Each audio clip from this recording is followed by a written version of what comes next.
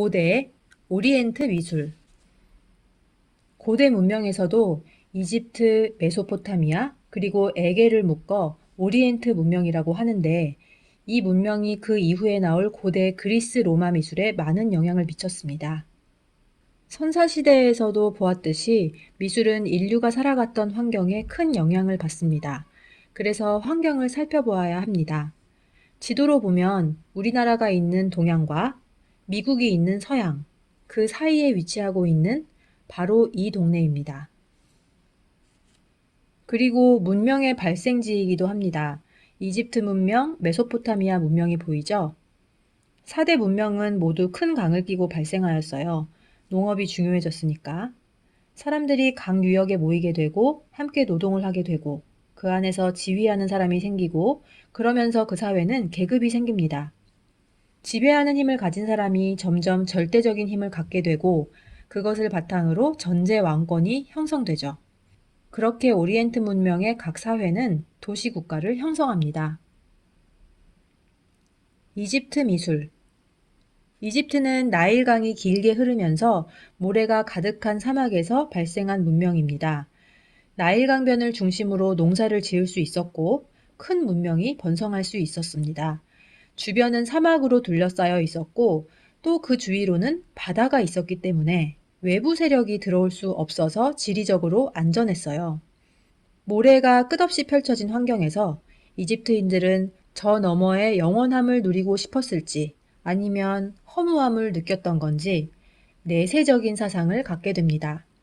또 파라오의 권력이 막강한 폐쇄된 사회여서 자기들만의 고유한 문화를 무려 3,000년간 발전시킬 수 있었어요.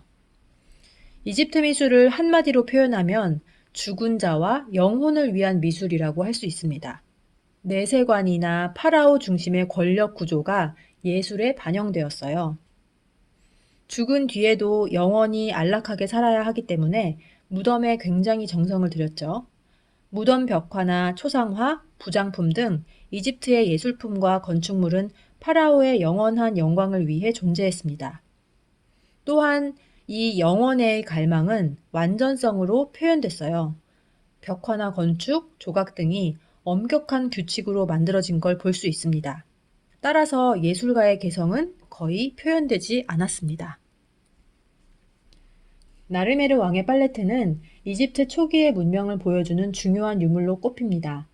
용도는 뒷면 동그란 부분에 화장품 재료를 갈고 섞는 팔레트였다고도 하고 제사의식에 사용된 물건이라고 하네요.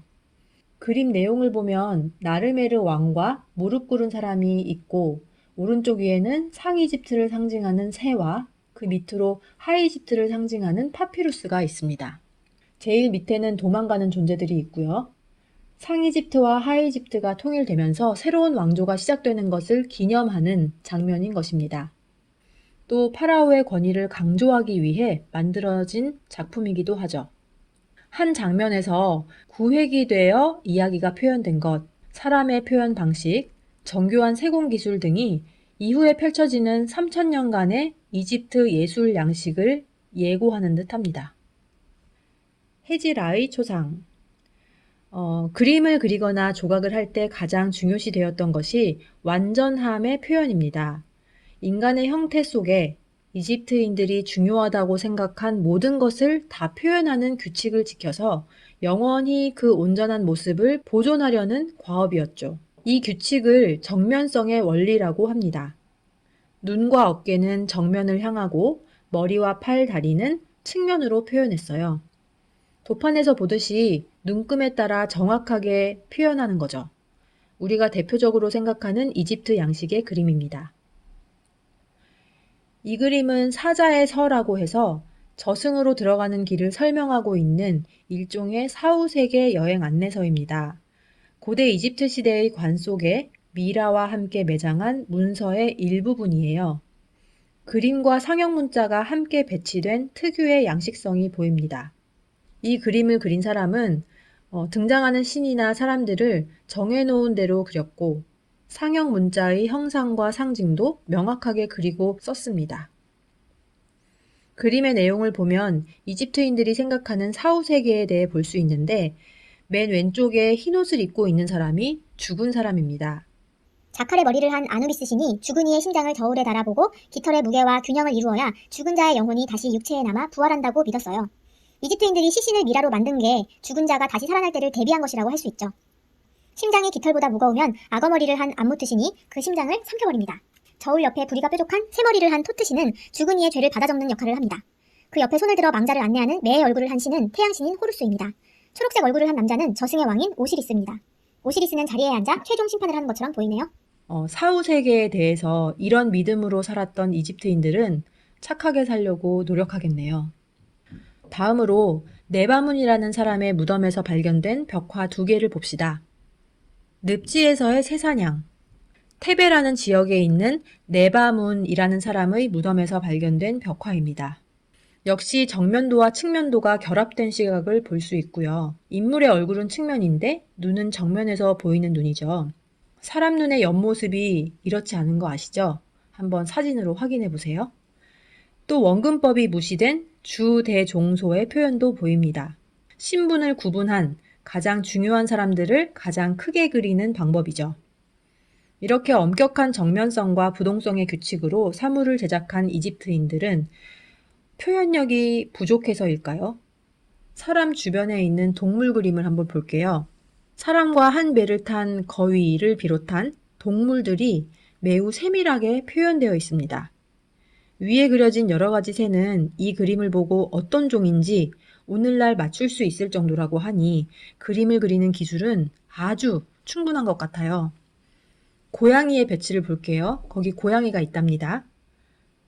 굉장히 사실적으로 잘 관찰된 고양이는 어디 앉아 있나요? 왼편에 있는 식물들에서 삐져나온 2가닥의 갈대 위에 올려져 있네요. 사실적으로 표현한 와중에 화면 안에서는 평면적으로 나열해 놓은 점을 볼 수 있습니다.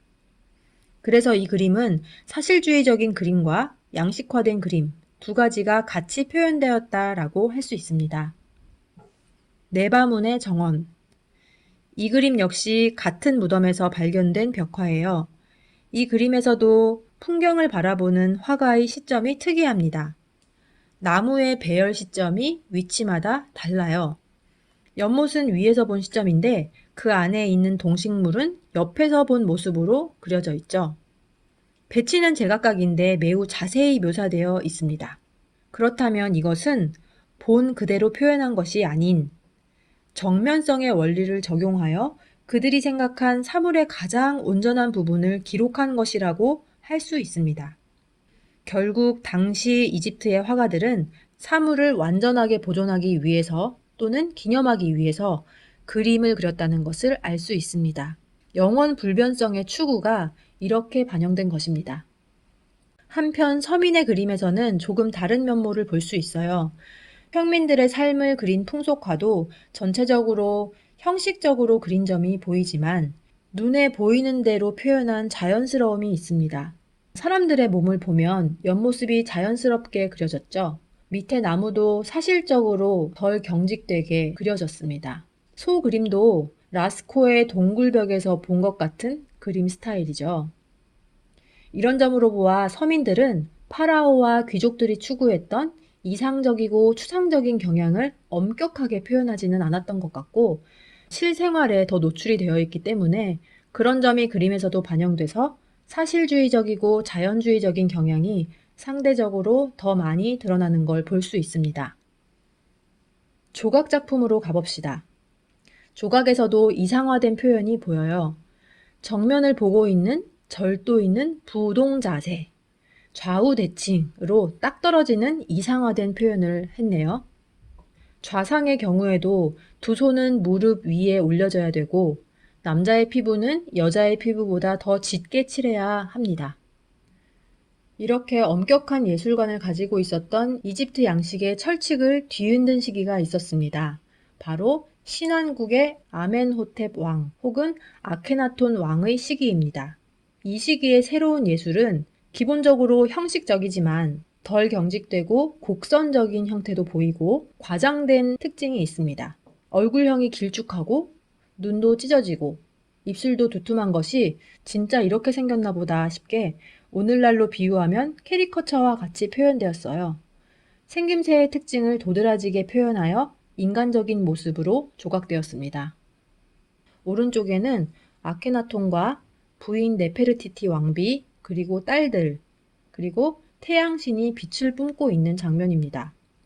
이전에 여러 신을 섬기던 이집트에서 아케나톤 왕은 태양신이라는 유일신을 섬겼고 실제로 이 시기에는 경제적으로 풍요롭고 안정되었다고 합니다. 큰 구도와 양식은 여전하나 이상적이고 딱딱한 느낌에서 벗어나 동작도 자유롭고 곡선적인 표현이 보입니다.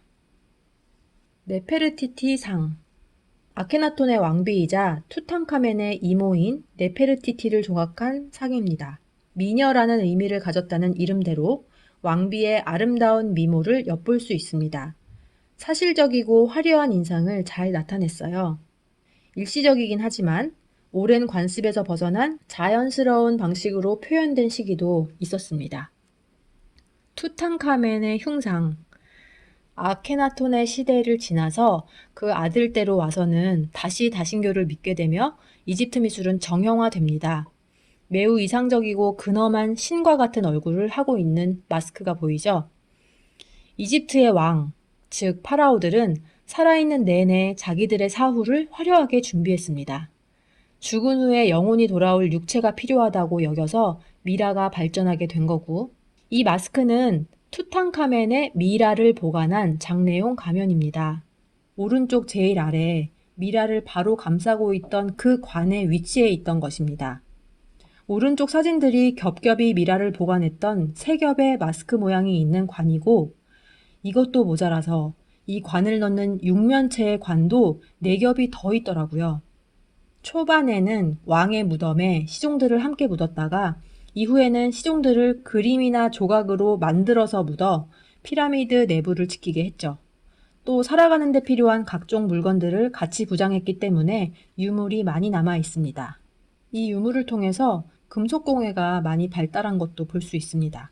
아케나톤 시대의 변혁이 남아있기는 합니다. 왕비가 왕의 어깨에 편안하게 손을 올리고 있는 모습 등이 자유로운 풍속화 요소가 보입니다. 미라는 파라오뿐 아니라 귀족이나 부유한 평민들도 하는 이집트인들의 장례 방식이었습니다. 앞서 본 완전한 보존을 위한 예술은 극히 제한적인 귀족, 또 파라오들을 위한 것이었지 평민들을 위한 것은 아니었어요. 비용이 많이 들어서 서민들은 엄두를 못 냈지요. 대신에 서민들은 흙이나 나무로 마스크를 만들었습니다. 이거는 수업을 준비하면서 찾아보니까 용산 전쟁 기념관에서 특별 전시를 하고 있더라고요. 궁금한 사람들은 마스크를 꼭꼭 쓰고 한번 관람해보는 것도 좋을 것 같네요. 쿠프왕의 피라미드. 파라오의 무덤이라고 알려져 있는 피라미드는 인류 역사에서 가장 신비로운 건축물 중 하나입니다. 신체를 보존해서 온전하게 부활하기 위한 매우 기능적인 목적으로 지어진 것입니다. 이집트의 고왕국 시대에 만들어진 피라미드와 스핑크스. 피라미드는 이집트 왕의 거대한 무덤이고 그 무덤을 지키는 수호신이 스핑크스입니다. 노예, 평민, 왕 모두가 참여한 국가적인 토목 사업이었어요. 이런 피라미드 하나를 짓는데 30년 가까이 걸렸다고 해요. 당시 이집트인들의 평균 수명이 35세인 걸 생각하면 굉장히 큰 사업이죠. 내세를 중요시한 이집트인들의 종교적 사명이 얼마나 대단했는지를 알 수 있습니다. 그리고 이 이집트인들의 그런 사명감으로 인해서 피라미드를 남길 수 있었습니다. 왼쪽에는 쿠프왕의 피라미드, 그 옆으로 카프레 왕의 피라미드가 있고 오른쪽 그 근처에는 왕비나 왕족으로 추정되는 작은 피라미드들이 모여있는 것을 볼 수 있습니다. 람세스 2세가 이집트의 19대 왕조를 건립했대요. 람세스는 제국을 복원한 자신의 업적을 기리기 위해 신전 정면에 옥좌에 앉아있는 자신의 조각상 4구를 조성해서 위대함을 건설했습니다. 거대한 조각상을 통해 파라오의 권위를 과시하였어요. 내부에는 그의 업적을 칭송하는 부조들도 있습니다. 이집트 미술을 정리하면 내세관, 사후세계, 파라오 중심의 권력 구조가 예술에 반영되었습니다. 완전함을 보존하기 위해 엄격하고 이상화된 예술 양식을 띄었고, 한 화면에서 다양한 각도와 다양한 크기로 대상이 표현되었습니다.